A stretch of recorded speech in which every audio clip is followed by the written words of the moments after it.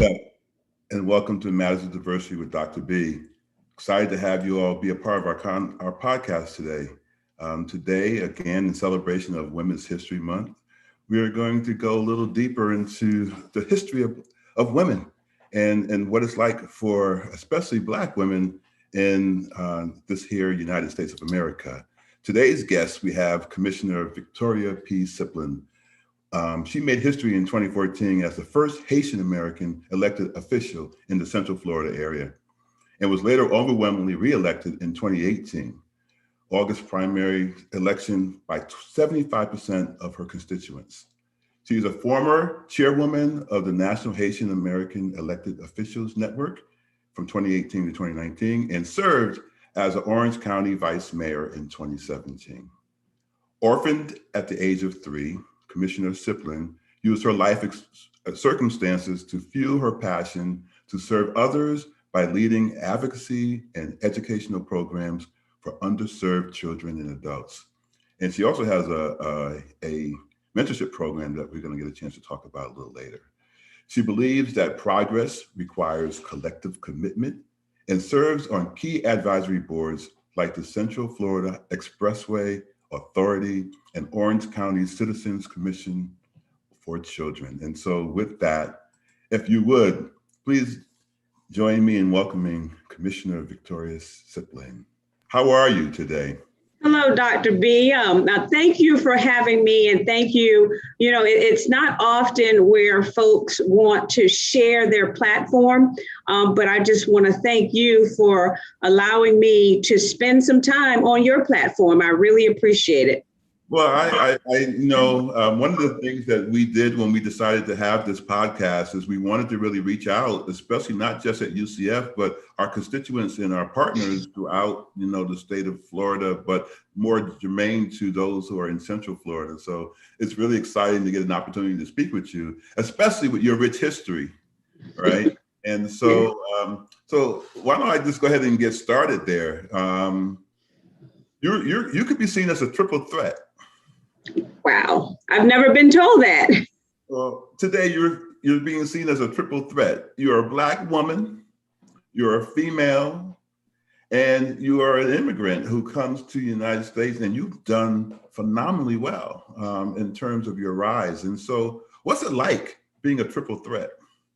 I can tell you that I find it a blessing. I truly find this moment, this time and place where I sit as a blessing. In life, you never know where you're going to end up.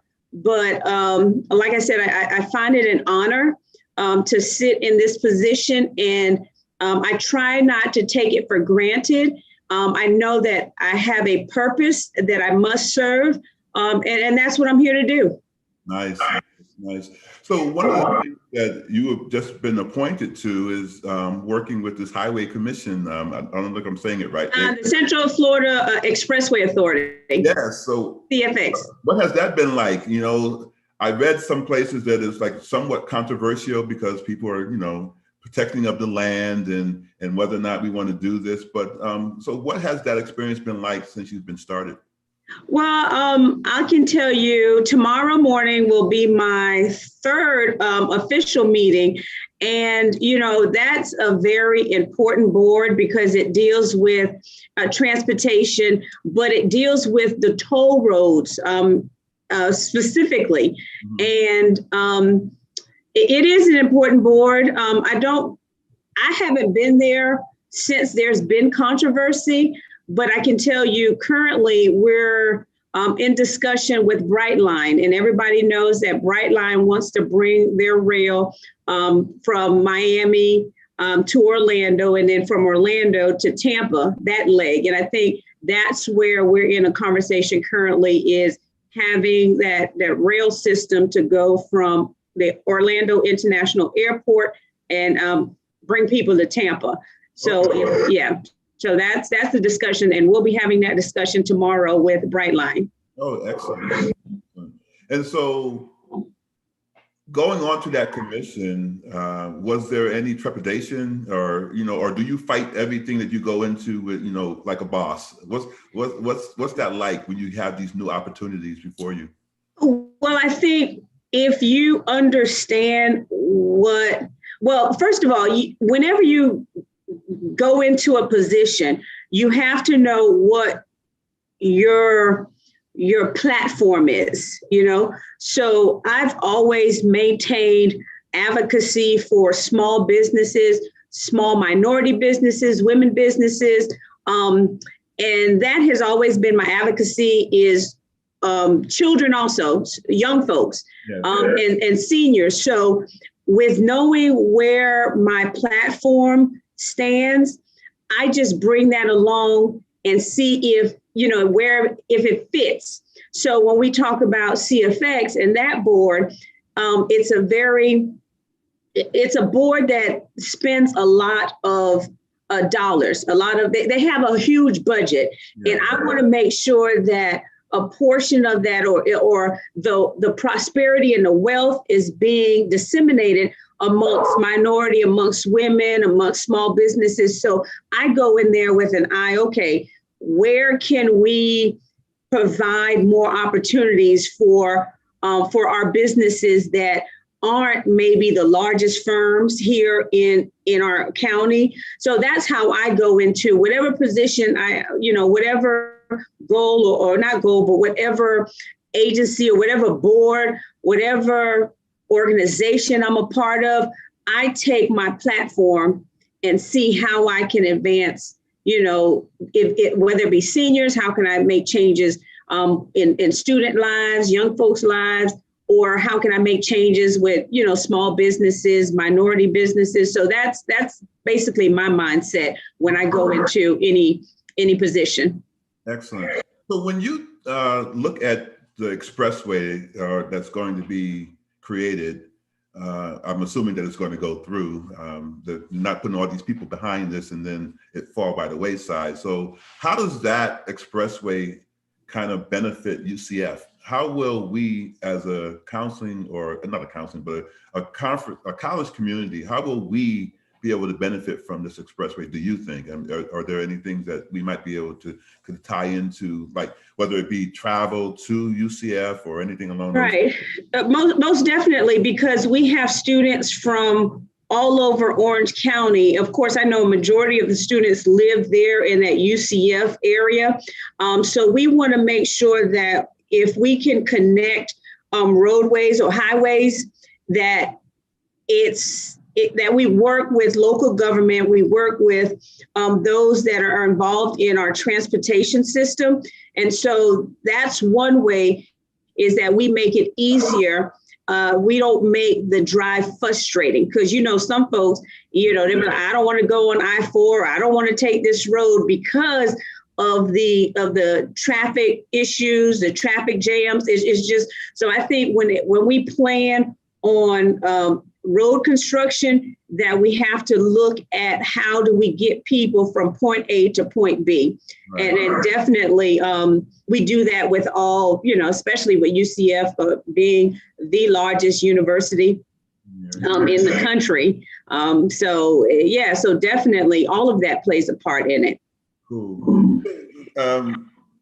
I like the fact that you're a part of the Orange County system, right? I'm only bringing this question up because I don't necessarily understand it in terms of, I hear the Orange County and I hear mayor and I hear Demings and things along those lines. Then I hear Orlando mayor, but he died. Right. Mm-hmm. And for some reason, I don't know what, but my mind can't wrap its head around what is actually Orange County and what is Orlando. Can you maybe explain what that difference is and how they are? I mean, I'm assuming that they're two different jurisdictions. Yeah, they are. Mm-hmm. For some reason, I don't seem to understand how. Okay, I can break it down for you. So Orange County, we have approximately 1.4, it could be more, but 1.4 million residents. Within the county, we have municipalities, which are, we have Winter Garden, we have the city of Ocoee, we have Orlando, we have Winter Park. So like the city of Orlando they probably have 500,000, like 500,000 residents. So I tell folks, when you're driving, and if you look at a street sign, if you see an orange, you're in unincorporated Orange County. If you see the little Lake Eola, you're in the city of Orlando. I think Winter Park has a peacock. So I tell people, so you can identify where you are, because a lot of folks say, I don't know if I'm in the county, I don't know if I'm in the city. I said, well, go outside, look at the street sign. Do you see an orange? If you don't see an orange, you're within Orange County, but jurisdictional wise, you're in the city of Orlando. If you're in the city of Ocoee, you're in the city of Winter Garden, and you just can really tell by the signs if you're driving. And people, even with state roads, I think a lot of state roads are brown. So you know you're on a state road if the signage is brown. So there are certain things that you can look for to see exactly who has jurisdiction or where you are. But Orange County covers a larger area. And within Orange County, you have different municipalities, but you have segments that are not incorporated in a municipality, so they become our responsibility. Wow. Thank you. Yeah. I've been here about 14 years in Florida, and I never understood that. Yeah. So when you drive around, just look at the sign. I say, oh, I'm in Orlando, because I see the, little sign that has the, Lake Eola on the streets, and the streets change. They can go from the city, and then you can the next street, you can be in the county, you can see the orange. So I tell people that's the easiest way to identify. Yeah. So for women, there are a lot of health disparities, right? And I'm not sure within your role how much you are dealing with women's issues in regards to health disparities, but if you are, especially within the communities of women of color, Black women especially, there are these health disparities. And how are you addressing them in your role, or what does your role allow you to address with regards to your position? Well, we provide funding to certain agencies that deal with, the health of our community. But I can tell you, Doc, that, as a wife, as a mother of two boys, sometimes we neglect ourselves. We're working, we're doing so many things that we're making sure that our spouse gets, to the doctor, or make sure, did you make the appointment? We make sure, like my kids, I make sure that I make their appointments. And sometimes I neglect taking care of myself, because, we all make the excuse that I just don't have the time. So I think, looking at how I function, I had to make a conscious decision that, hey, if I'm worried about taking care of them, I need to worry about taking care of myself also. So I think that's where we as Black women need to make each other accountable for taking care of our health. And luckily I have a circle of female friends. And if they see me sniffling, or if they see me sneezing, did you take care of that? Or did you, so they keep me in check too. So I think, the phrase, it takes a village, but to raise our kids, but I think it takes a village for all of us to get to a point where we need to be in society. It's not just, the statement goes for our kids, but I think we need to surround ourselves with a village that will hold us accountable and keep us, doing the things that we're supposed to do, and just keep reminding us that we're important, that, your family needs you, and you need to be in a state where you can provide for them. And that's health wise. Can you speak a little bit to that in terms of the Girl Network? I hear some echo, that's not me. So the Sister Girl Network that you just talked about, that village. Yeah. Can you speak to the importance of that in your life? Oh, it's very important. I can tell you that the success that you see because nobody reaches a level of success without a village, without either a sister network, a brother network, or, call it what you may. But we all, when you see somebody who has reached a level of success, they have had a support system. And so my support system is not that large, but it's powerful. Okay. Because, being a first-time mother, because I didn't grow up with a mother, but I knew certain things that I missed out on that I wanted to make sure I provided to my children. But through guiding them through the educational process, guiding them through certain things, I called that sister network for other women who raised successful children, and I received guidance from them. So I'm not ashamed to say that I didn't know everything, how to be supportive to my husband. I called other women that I looked up to and said, hey, what should I do in this circumstance? What should I do? So I received guidance, and I still do that till today, because now I have young men who are going to college, and I want to make sure that I know everything about this process. Who has been going to college? I do. I got two boys I got one. I had one son. You got two boys. Well, wait a minute. Now you just got me all confused. You have some kids that are ready to go off to college soon? I have a son in college. Oh, Lord. And I have one getting ready to go in college in August. Yeah. So I have two. I have a senior in high school and I have a freshman in college. Wow. Yeah. So. But you had maybe some kindergartners and things like that. That's okay. Oh, that's a blessing. Thank you. It's a blessing. It is a blessing. That they say that thing. I don't want to say it because. I know. I understand. I just call it, I got great DNA. There you go. That's all in the DNA. So now it makes sense, all these things you've been doing over the years. So I get it now. I get it. So you get it, because what I do is I've learned a lot about, the system.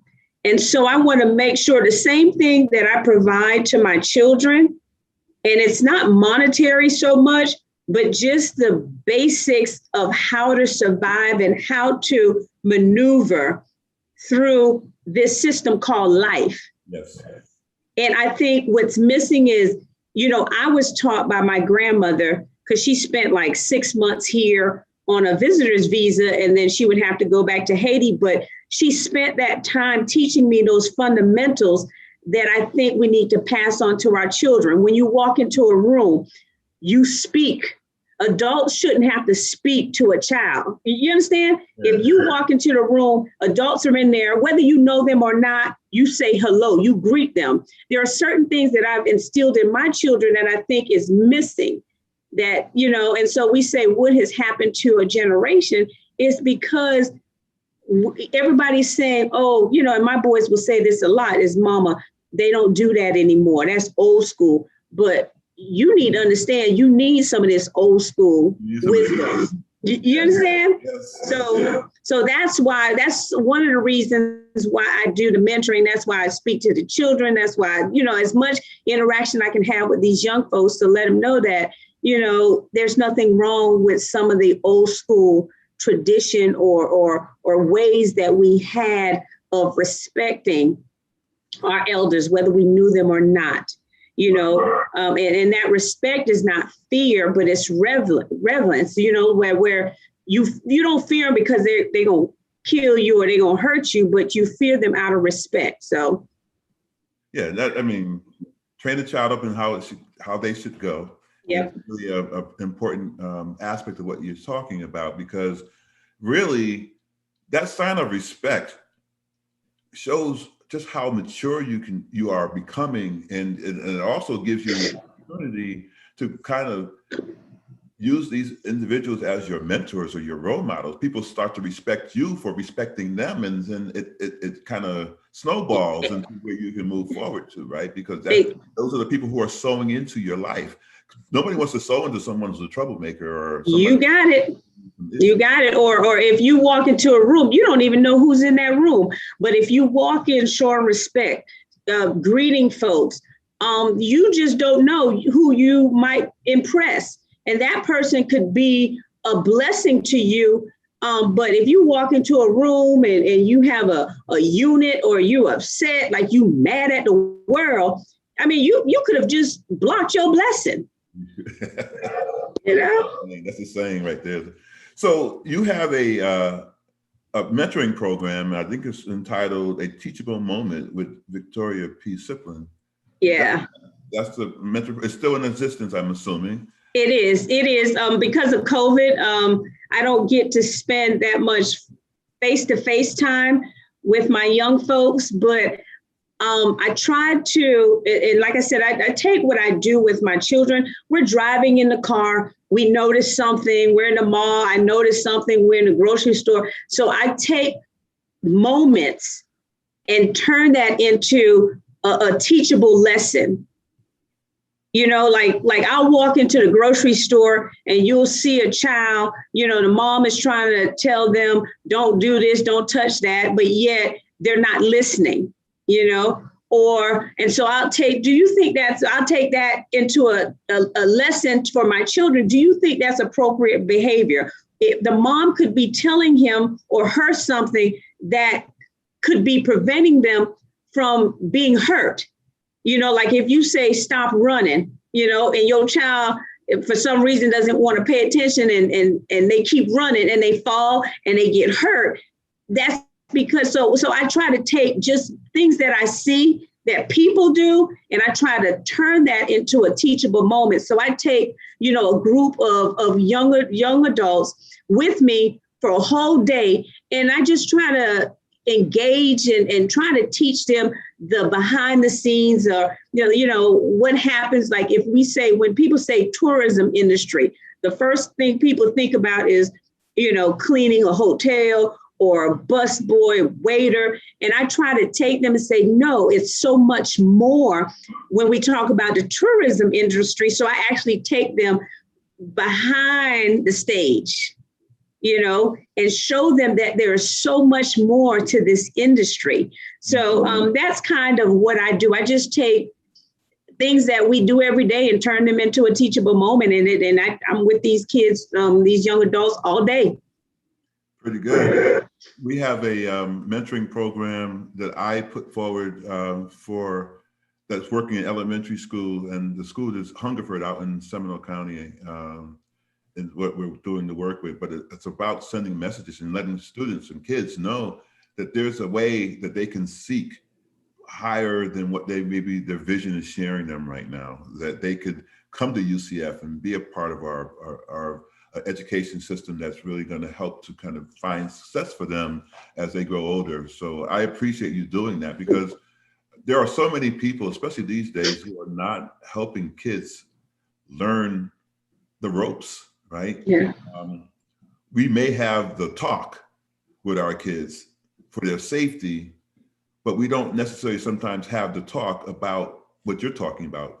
Yeah. Self-reverence, having an understanding of why their presence is important and what that means in every situation. How to use voice, you know, how to be very mindful of how you are presenting yourself. Right.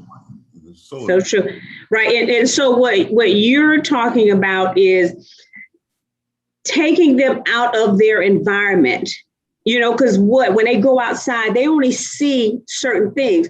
So with you and the exposure that you give them, you're taking them out of their normal environment and exposing them to higher education. And then not only do you have to expose them, but you have to give them a guide, a plan, you know, like, okay, if you do this, you make these grades, you do this. So it's the same thing, you know, when my boys were in elementary school, I always told them they were on the 1890 plan. And so people are like, what's the 18? And I tell my young folks, yeah, you're on the 1890 plan.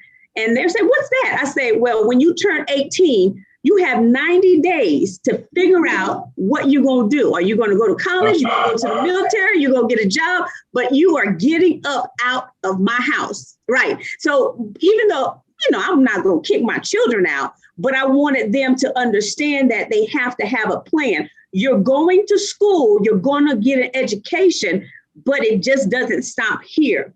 After elementary, you go to middle school. So you have to start planning. What are you going to do after high school? So let's work on that plan. Tell me what you think you want to do. Let's work on it. And I also told them, I have no money to pay for you to go get an education.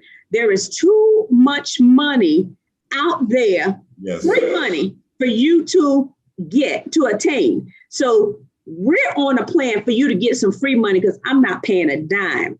So thank God both of my kids were able to do that. They've received, and I tell them, options are great in life.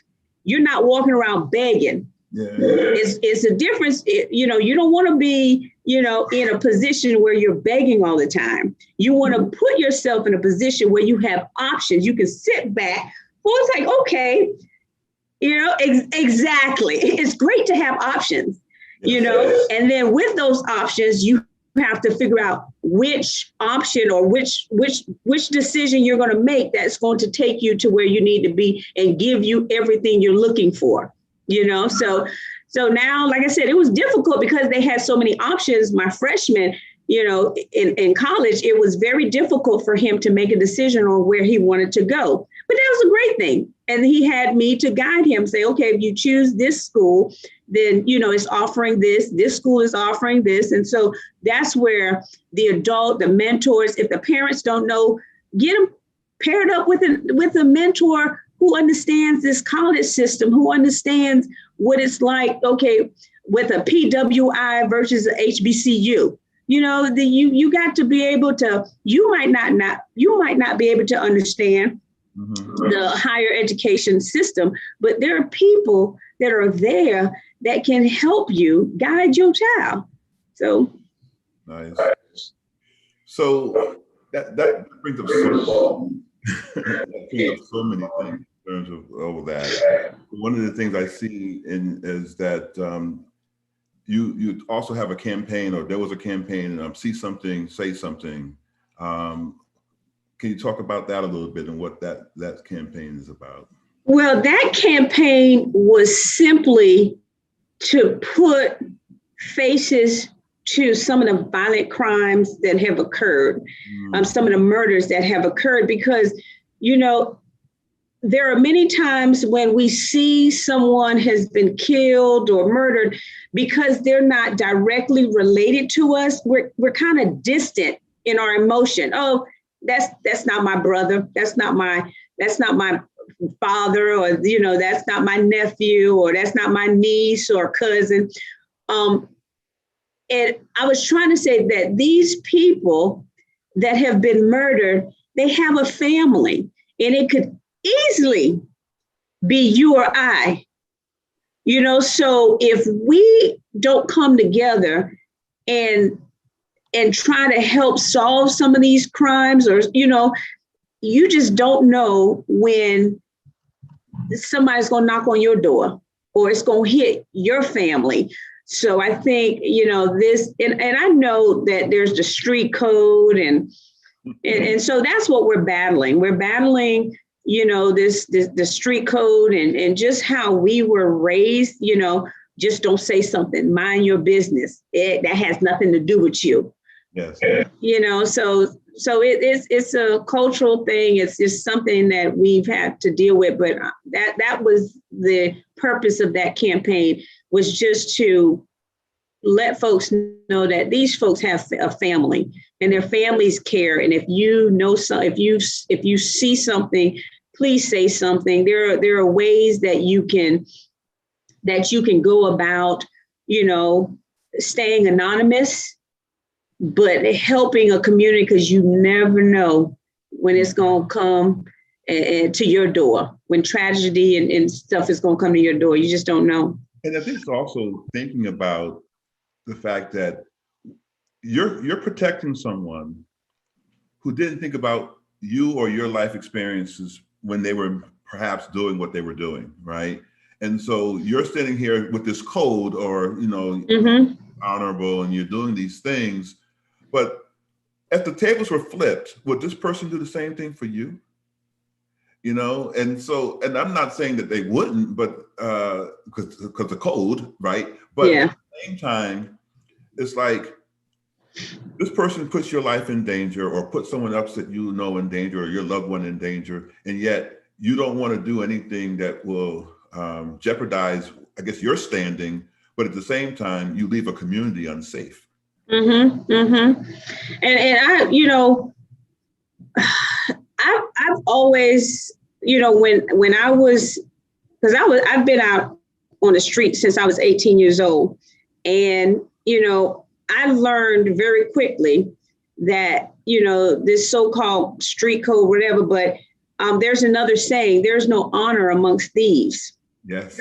So, so you just got to be real careful. Like you say, will this person be as loyal to you as you are to them? Mm. I wholeheartedly agree.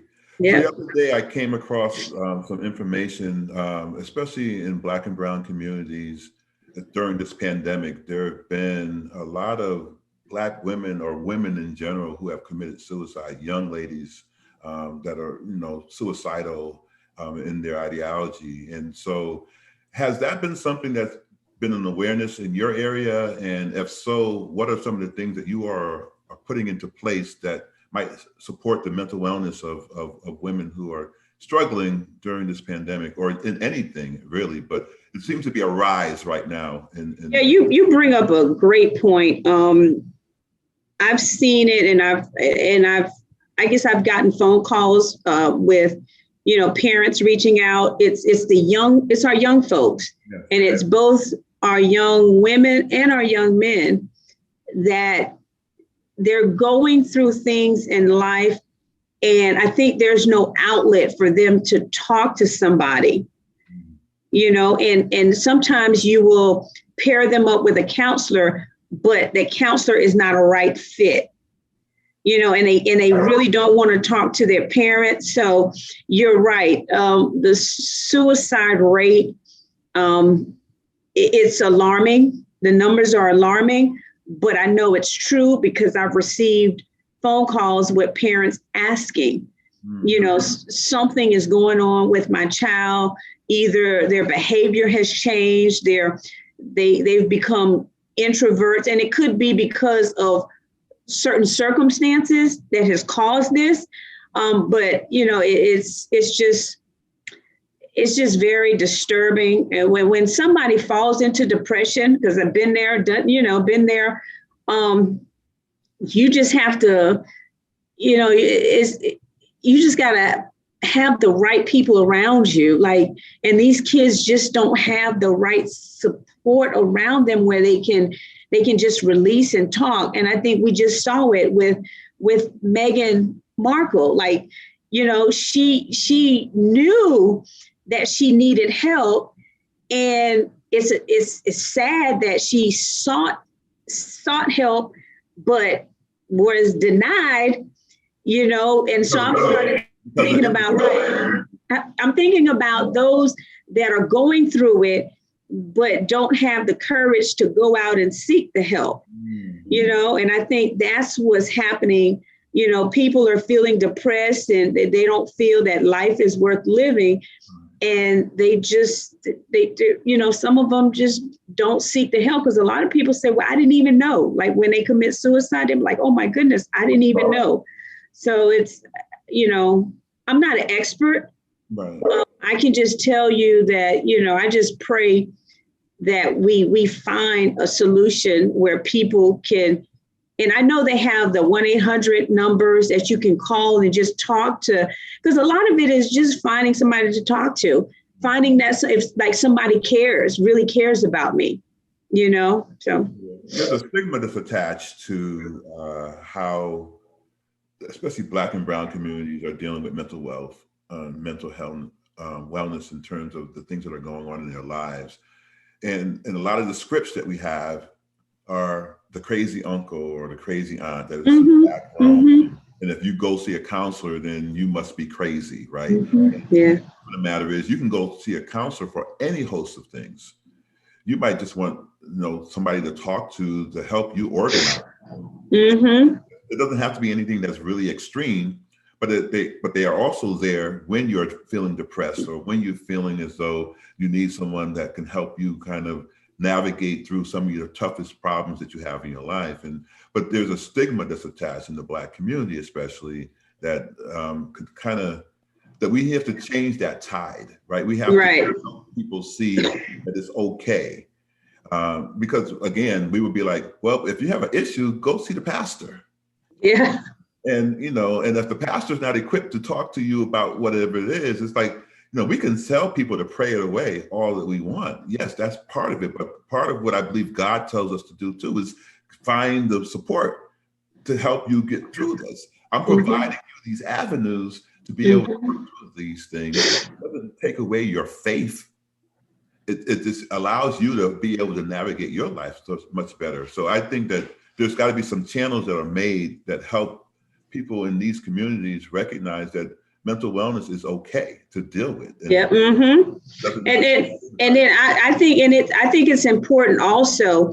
And I know, certain churches do have, professionals within the church. Because I always tell folks, you got to be careful who you receive counsel from too, So not every counselor is the best one for you. So same way with a doctor, if you go to one doctor and you don't feel that doctor is a fit, you either go to another one, you get a second opinion. If you have to, get a third opinion. So, so I always tell people, just do your research when you go to a counselor or, but definitely you're right. It's one of those taboo things in our community about, seeking counseling. Maybe we might need to change it and say you're not seeking counseling, but you're seeking advice. You're seeking, maybe, just like now, people don't want to hear affordable housing coming to their neighborhood, but they'll be receptive when you say workforce housing. Because when people say affordable housing, they mean people, who aren't working, they just want a cheap place to stay. But when you say workforce housing, then people are more saying, oh, okay, these people are, they have jobs, they work, they just need, some place to stay that's affordable. Yes. So you'll notice that people are no longer saying affordable housing, but they're going to gear off and say workforce housing. So, it's how people they straddle the fence on things that seem to be so common sense, like help people, just help people, right? But then there's these things that are attached to it because someone else is spinning this narrative that if you help people, then they're gaming the system or they are taking advantage of this or that. And the truth of the matter is, there's probably people gaming the system on all levels. Oh, yeah. So to sit there and then to talk about this person who's marginalized or has some type of oppression against them and say that they are the ones that are hurting the system it's a misnomer, first of all, but at the same time, it really then puts the attention on the people that don't necessarily need the attention on them. You should be paying attention to the people who are making policies and doing all these other things who might be benefiting much better because of the fact that the eyes are not on them, that people are not paying attention to them in that regards. So I noticed in one of your bios that you talked about one of your pastimes, and I'm going to ask you a little bit about it because I don't know what it is, and so I got to get a little bit of maybe a lesson. But you cross stitch. Yeah. What is cross stitching? It's like yarning, but it's not yarning. So I take thread, different color of thread, and I stitch like artwork. Okay. Like I can stitch. Yeah. I haven't done it in a while, but I love it. It calms me down. You take a needle and a thread and you have a cloth and you just stitch a design. Like, yeah. Okay. I know what you're talking about. I think what I remember seeing now is you take some fabric and it's like a frame. Some people put like in a round Yeah, frame. some people put it right in a frame that holds it steady. Okay. And then it's different color yarn and that's one of my pastimes. And I love working, like building things, like I'll go get some stuff from the store that I have to put together. I love tools. I love working with tools, just hands-on. That's why I don't do my nails, because I'm always I'm always like active. If I had nails, I wouldn't be able to do half the stuff that I enjoy doing. I don't. I just cut them all the time. They start growing, I cut them. I don't. Yeah, they get in my way. They get in your way. Maybe no, I shouldn't say that. Some people just bite them away, but at least cut them away. Yeah. Huh? That's pretty funny. That's hilarious. So, so what are some things that are coming up for you that you might want to share that the folks in the community might want to know about what's coming out of your office and what they can be looking forward to, especially as we're maybe hopefully coming to the end of this pandemic? Well, and I think it's been a long time coming, is the renovations that's taking place on Hiawassee and Silver Star. We're going to have Orange County's first cultural center. Nice. And so I am really, really excited about that, because it's going to be a place that welcomes everybody. We have so many different cultures here within Orange County.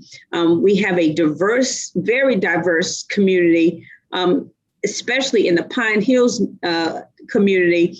And I'm just really excited for that, coming in 2020, coming this year, late this year. Yeah.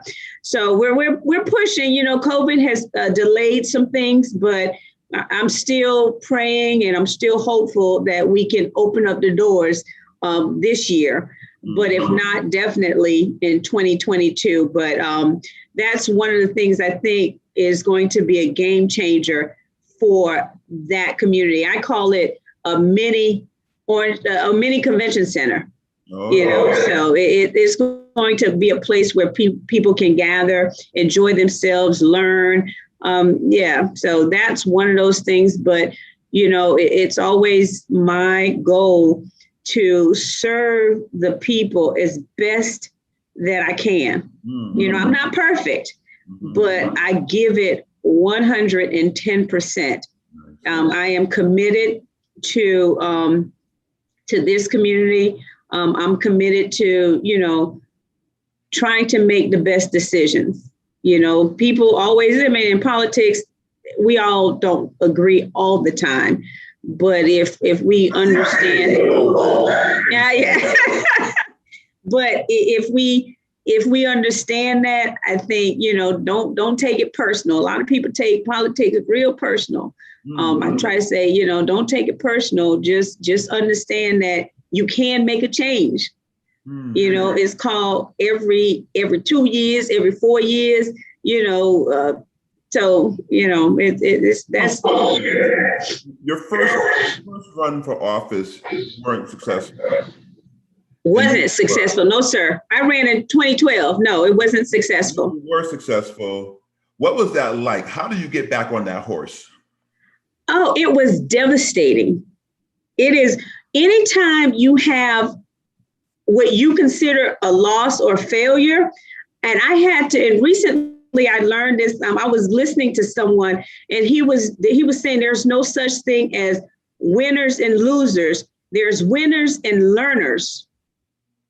You're never a loser. You just got to make sure that you're a learner. You got to learn on what you didn't do or what you could have done better. You got to learn from those lessons. And plus, I had a public loss. So I remember when Hillary Clinton, after the announcement, she didn't want to come out on stage and face the people, because that was a massive public loss. I had a small public loss. So I felt her, you it doesn't feel good. Yeah. But what I learned the second time was there were some things that like I didn't really tell people that I was an orphan, that, you know, it took me 30 years to become a US citizen. I didn't become a citizen until 2008. I've been in this country since 1978.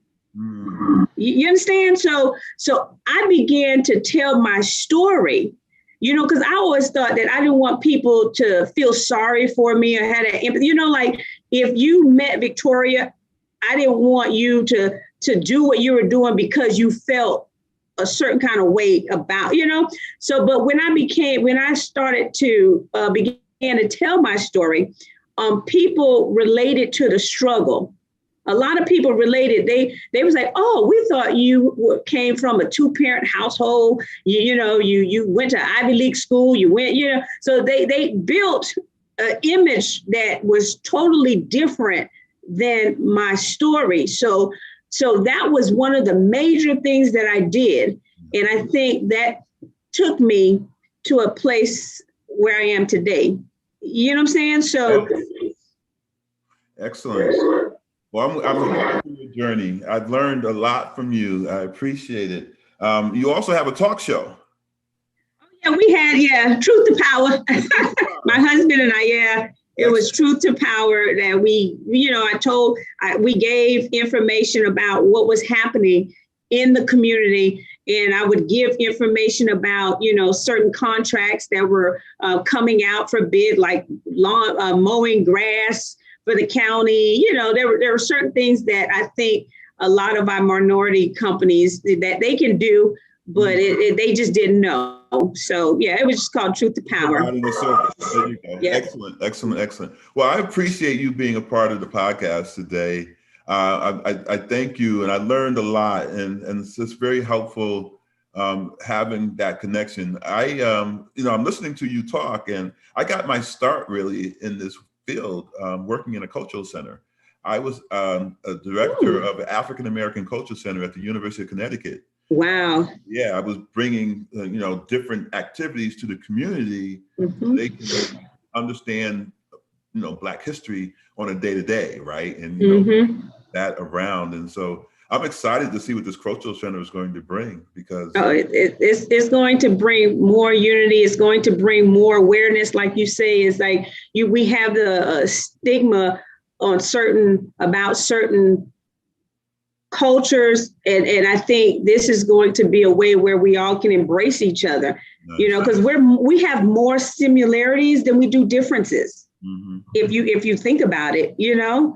So a UCF student, I believe Taylor Duffy, connected us and had the opportunity to put us together. And so I'm glad that we were able to meet. I look forward to the day that I can meet you personally when we get out of this COVID situation.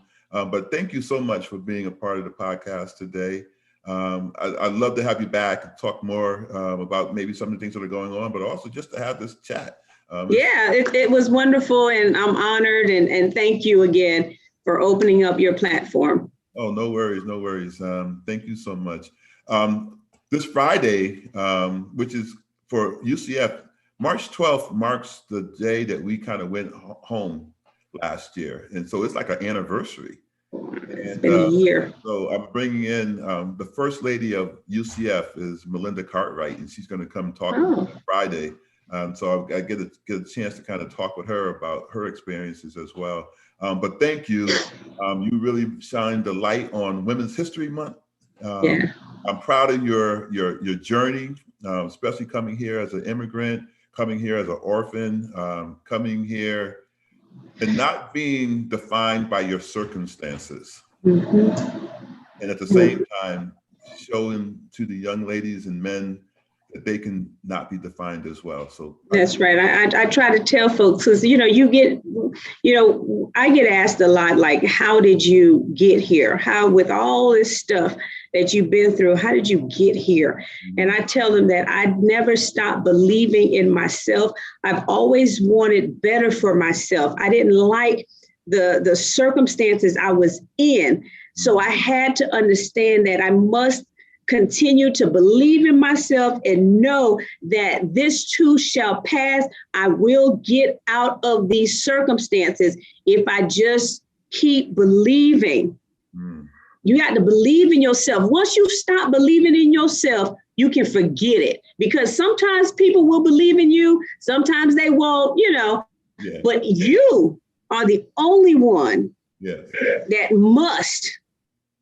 I'm laughing because everything reminded me of a gospel song that I think of every time I'm in those same situations. You are not confined. You're not confined by your circumstances. And so I appreciate you. Thank you so much. And we'll talk again. All right. Bless you. Bless you. Thank you. You be good. Bye-bye. All right. Bye.